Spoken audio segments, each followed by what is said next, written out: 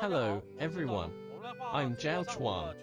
Today, we are going to draw the body of Sinopliosaurus. We draw Sinopliosaurus as a hybrid of Spinosaurus and Baryonyx. As its legs were still very long, we'll draw it in the water, ready to go down, or standing in the water ready to fish. Its neck retracted slightly, and its eyes were looking at the water as if it were about to attack at any moment. Its tail could keep the body balanced when it was not in the water.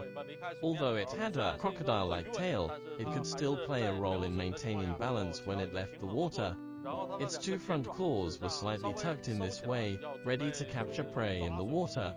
When drawing its whole body, we should pay attention to the following points. First, pay attention to the proportions of its body parts. In general, like other carnivorous dinosaurs, its legs divided its body into two parts. One was the tail and the other was the front half, and the two halves were almost at a ratio of 1:1. In addition, it had a very long and slender head and neck. On the whole, its forelimbs were short and its hind limbs long. It was still an animal that often walked on land. Its tail resembled the crocodile-like tail of spinosaurids. Next, let's draw its body. We start with its eyes. We draw a small eye with a baggy eyelid underneath.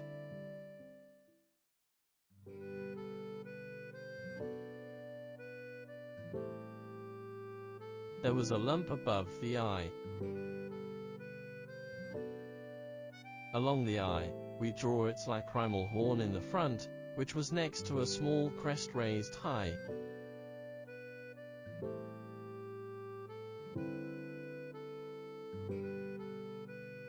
Further forward was its long mouth with a hook at the end.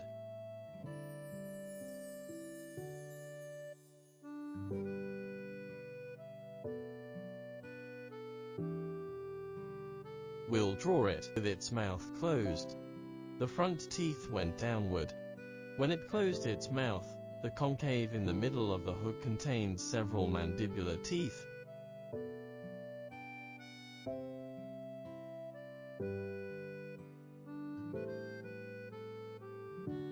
Then, we draw the following teeth. The teeth here were the largest, and then gradually got smaller. The teeth here were the smallest, and there were no teeth afterward. Next, we draw its lower jaw, right here. The front of the mouth was relatively thin, and the lower jaw became very thick at this part.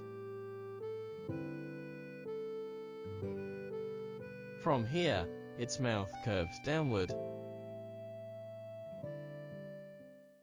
and the part behind the eye sloped downward.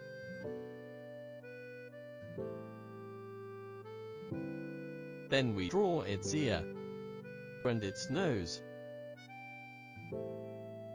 Let's add some details. Here was its antorbital fenestra, and here was the outline of its muscles.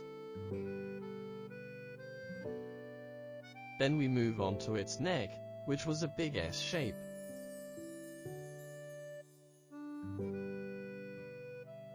We draw some muscles on the upper part of its neck,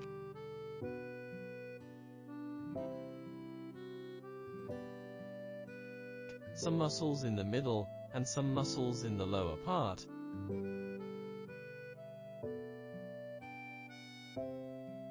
The lower muscles were attached to its shoulder here.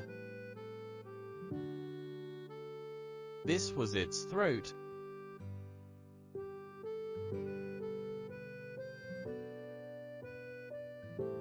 Then, here we show its shoulder blade.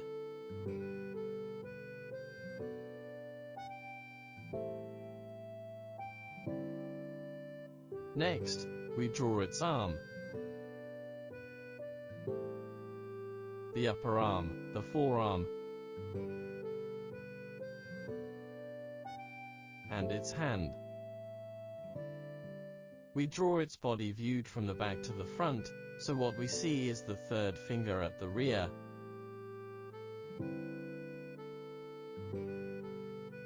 A tiny claw, The second finger had a long claw. The first finger was blocked, and we still see its very large first finger. Draw some wrinkles on the elbow.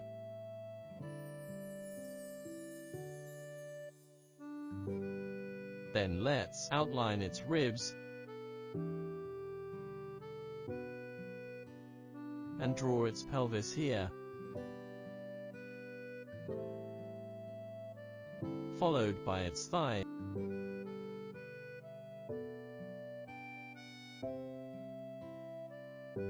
and its knee.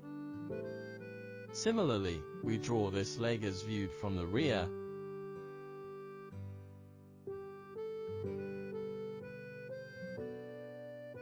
the ankle, the foot,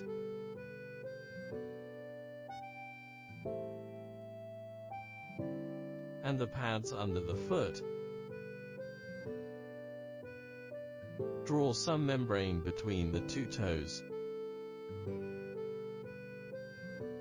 This was the first toe. Then its belly, the other arm.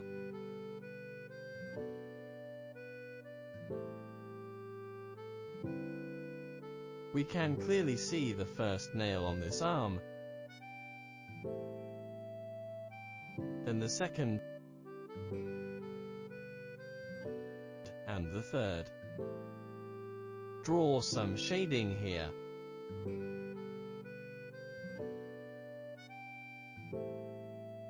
The pads at the rear of the foot,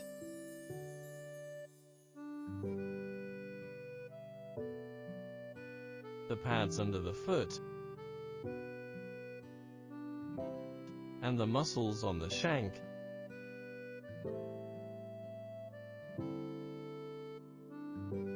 Now, we come to its tail. We start from the underside of the tail. This was the end of the tail. The tail swung over from the bottom. This was its rump. The underside of the tail turned up, which was relatively flat.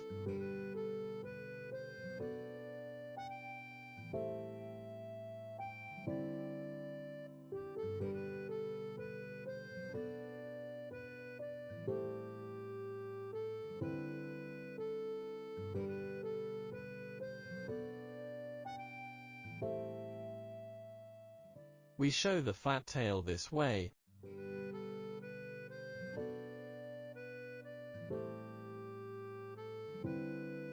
Then we draw the other leg.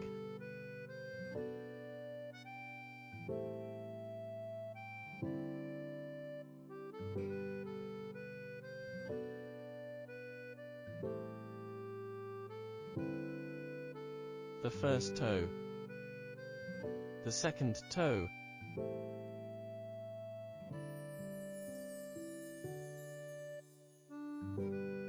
And outline the shank muscle.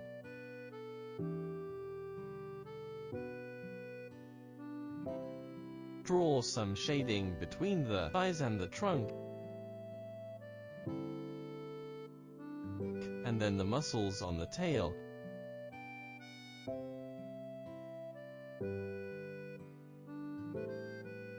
Next, we draw its back, which bulged a little in the middle and then slightly went downward. We also draw the part atop the pelvis a bit bumped,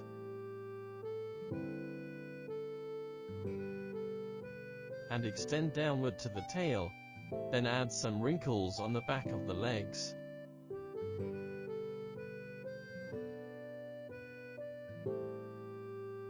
The sides of the tail, and the underside of the tail.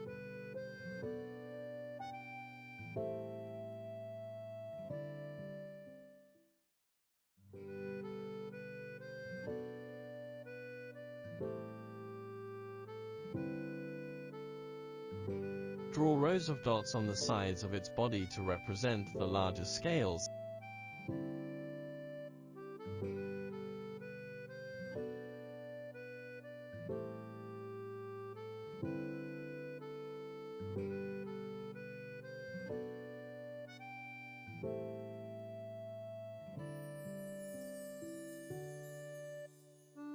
Finally, draw a row of spikes from the neck to the back.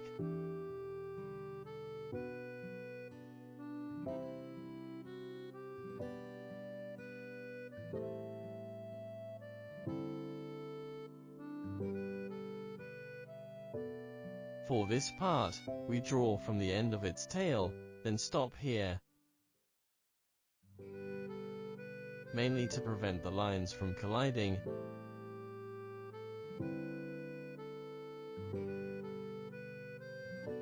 And then turn here. The end of the tail got bigger and bigger, and then contracted here.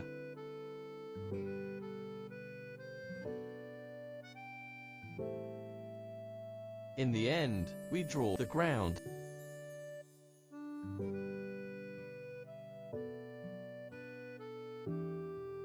And add a little shading and wrinkles to the lower jaw.